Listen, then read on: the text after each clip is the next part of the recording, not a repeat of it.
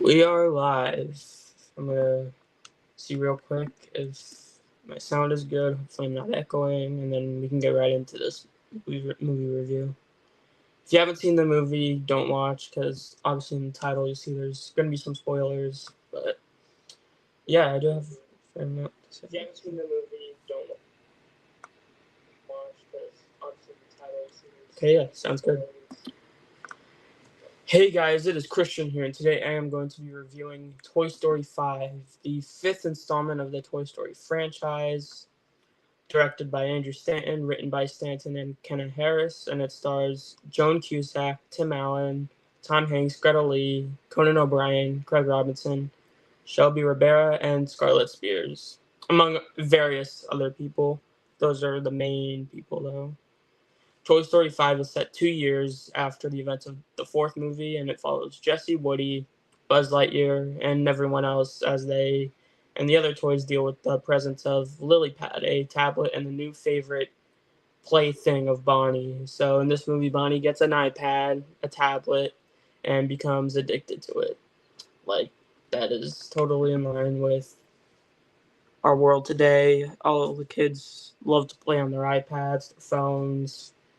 They're being handed phones when they're babies, pretty much.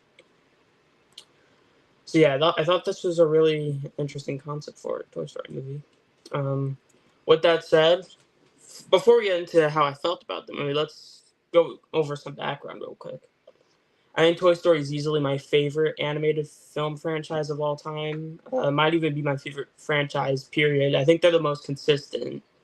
I rewatched all four of the movies leading up to Toy Story 5, and I think all of them still hold up. I think they're all amazing. I know 4 gets a lot of hate online, but I'm one of the biggest defenders of it. While these movies are called Toy Story, they're all about very human things and represent various things that come up in our lives. The first movie is about learning to share love. Woody, Andy gets Buzz Lightyear, and Woody feels like Andy's love is being replaced, and he now loves Buzz Lightyear instead.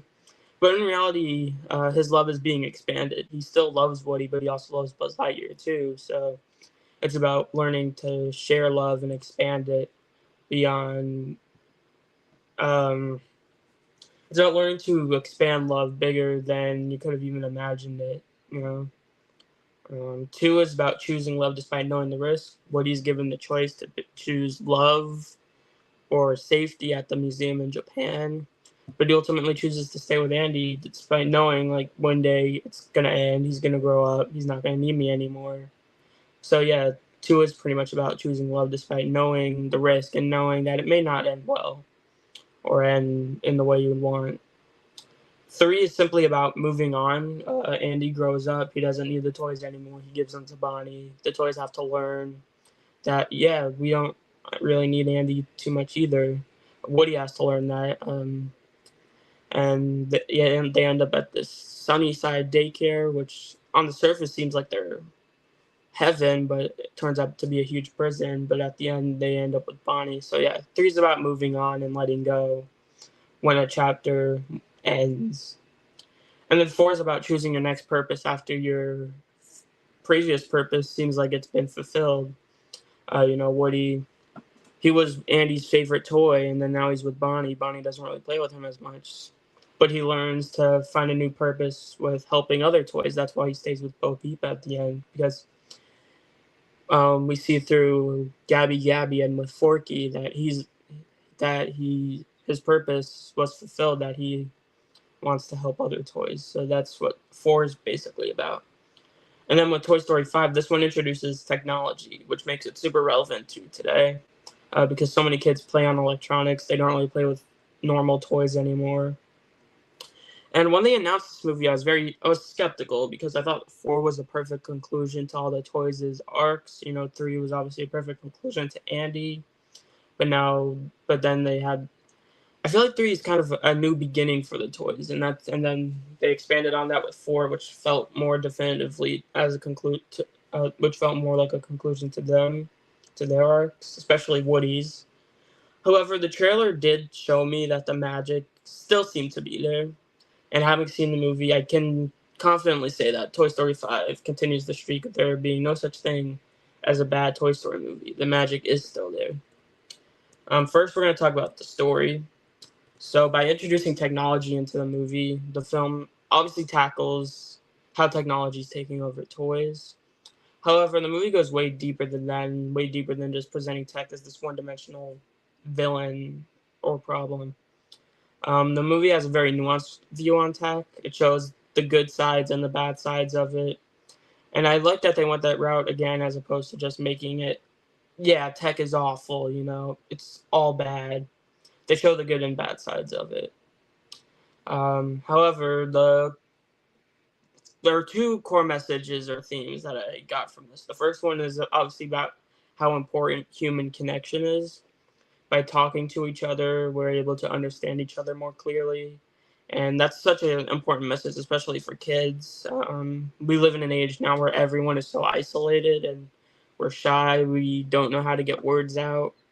But this movie shows that getting words out is the way we're going to understand, the best way to understand each other. And then another theme I got from it is that in the movie, Bonnie has these like friends, fake friends, at her dance class. She goes to a sleepover, and they completely ridicule her for still playing with toys because they're addicted to their iPads now.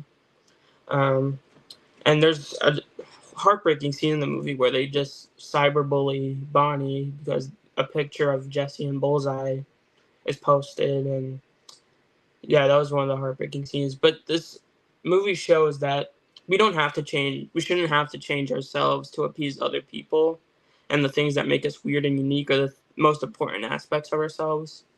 Instead of trying to change herself to appease the fake ballet friends, Bonnie meets Blaze, who appreciates her for the person that she is, and it shows that like when you love somebody, you're not gonna try to change them. You're gonna appreciate the person that they are already. But yeah, so yeah, I think those two themes are very important for them to the movie. I think the script is clever, it's funny, relevant. It's probably one of the funniest Toy Story movies. Actually, I laughed quite a bit. If I did have an issue with the story, I will say it's definitely the most disjointed Toy Story movie because there are four plot lines going on. I would say there's four. There's the Jessie and Bullseye. There's Bonnie's character arc. And then there's Woody and Buzz on their adventure, and then there's one with like 50 Buzz Lightyears. They have their own adventure, and it does feel a bit messy at certain points. I thought the Jessie and Bonnie plot lines were amazing. I love them. I thought the Woody and Buzz one was fun. Their banter's still great. And the one with the 50 buzzes felt very disconnected from the main plot, but then they did eventually connect it, and then it worked. So yeah, while it started off a little disjointed, the plot lines did come together very well at the end, I would say. So yeah, I'd say the story was great overall. Now we have the characters, vocal performances. So I would say, in the way that Toy Story 4 is definitely Woody's movie, Toy Story 5 is definitely Jessie's movie. Um, I would say this is probably the best Jessie has been in any Toy Story movie since the set Toy Story 2, which is another great one. And they do heavily reference that a lot here. They heavily reference Emma.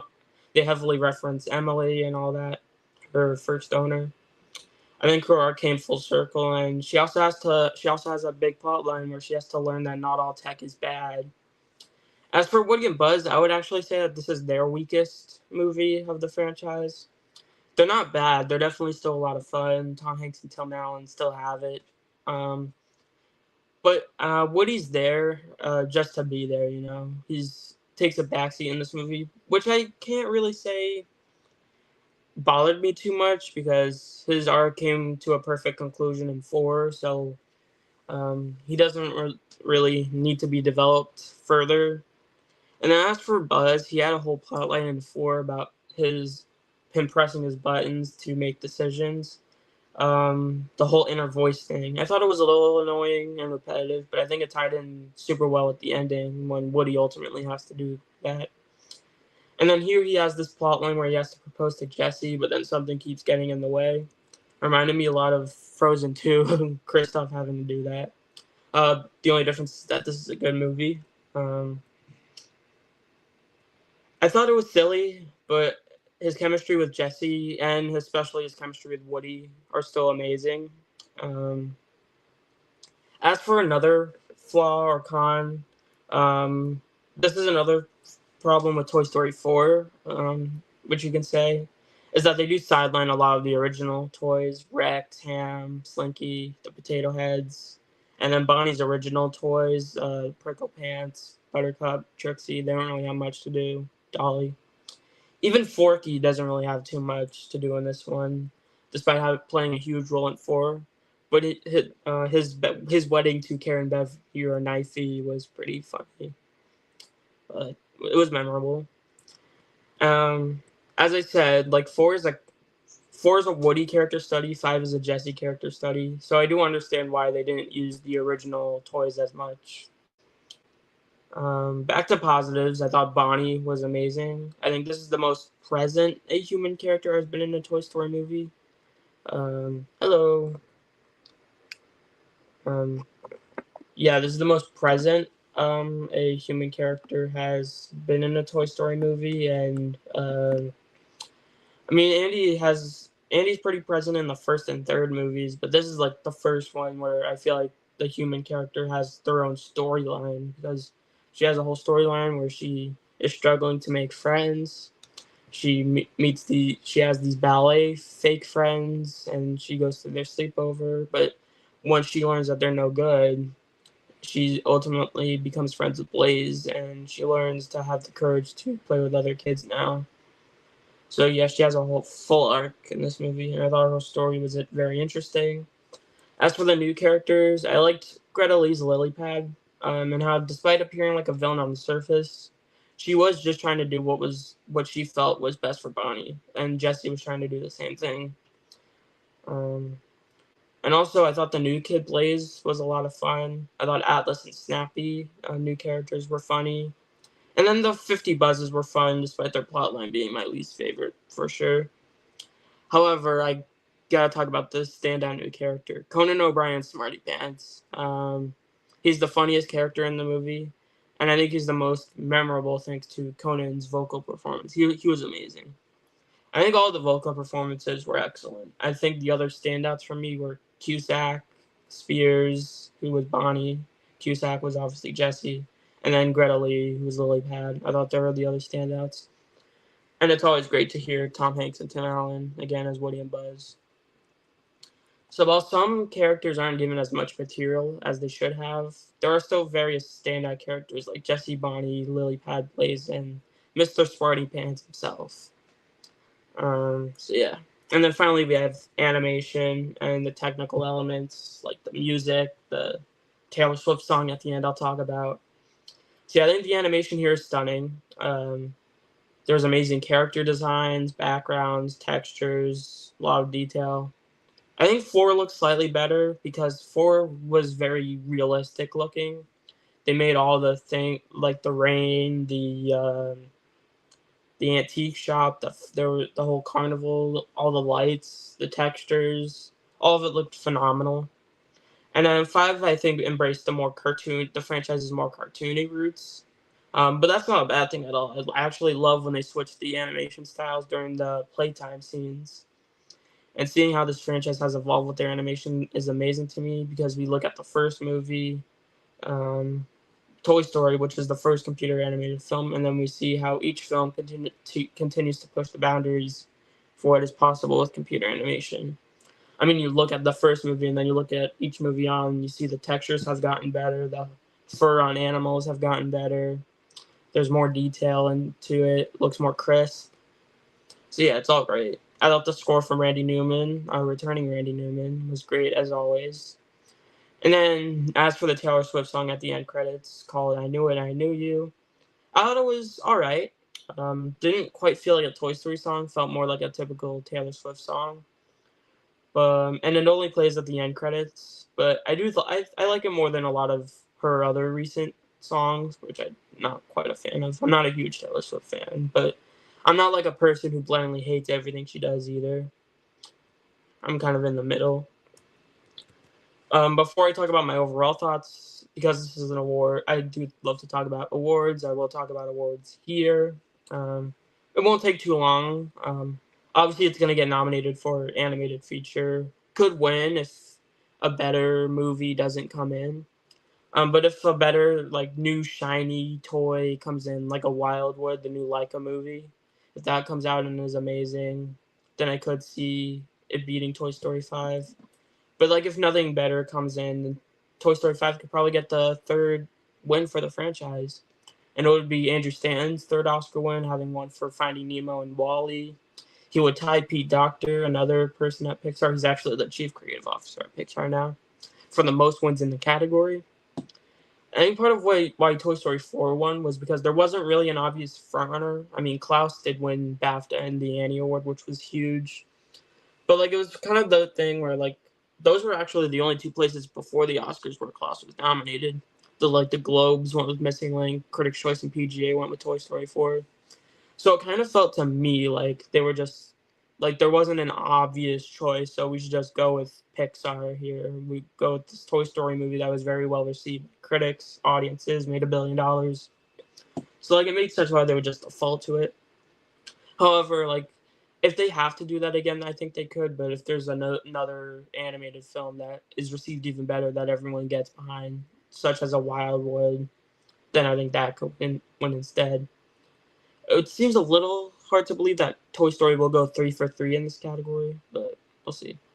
And then obviously they're going to nominate the Taylor Swift song as well. They nominate every single song from a Toy Story movie. Every single Toy Story movie they nominated a song from. The only Toy Story song to win was "We Belong Together" from Toy Story 3. "You Got a Friend in Me" from the first movie was nominated. "When She Loved Me" from 2 was nominated. And then "I Can't Let You Throw Yourself Away" from 4 was nominated. I could see them just giving Taylor Swift the win here. That like people want to see Taylor Swift. They're gonna like if they give Taylor Swift an Oscar, people are gonna tune in. Kind of like how they got her to tune into the NFL when she started dating Travis Kelce. Like they got Swift fans to watch football.